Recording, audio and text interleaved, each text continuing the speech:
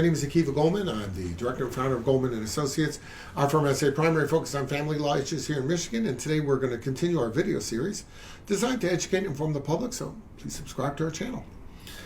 How does an out-of-state divorce work? That's a question that we're asked a lot because people understand in Michigan, if I live in Oak Park, you live in Southfield, if there's a divorce going on, the court can make determinations. We're both in Oakland County, the court can split our property up, the court can deal with custody, parenting time, support, no problem. What if, though, one of the parties isn't living in Michigan?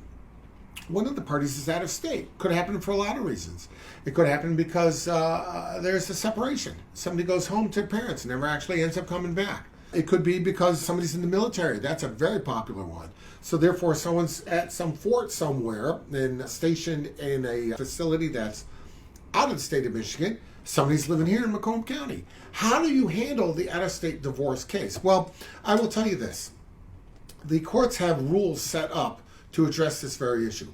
Basically, if you've lived in the state of Michigan for at least 6 months prior to filing, and you lived in the county where you filed at least 10 days beforehand, you're allowed to come to the court and ask for a divorce. You're allowed to ask for the court to make determinations about custody, parenting time, child support, all these issues. Now, especially if the kids are living here, the courts are going to be willing to do so, even if you got somebody who's living in Mississippi.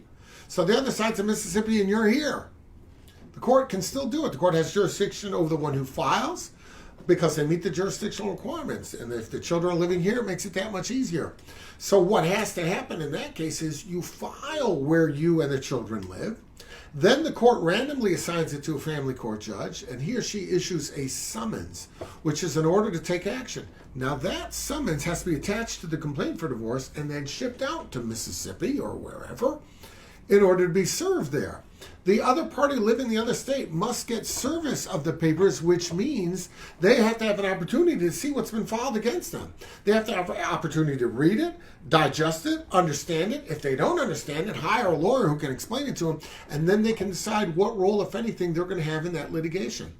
Their role can go from doing nothing about it, letting it go by way of default, to actually hiring a lawyer, presumably in Michigan, to defend it.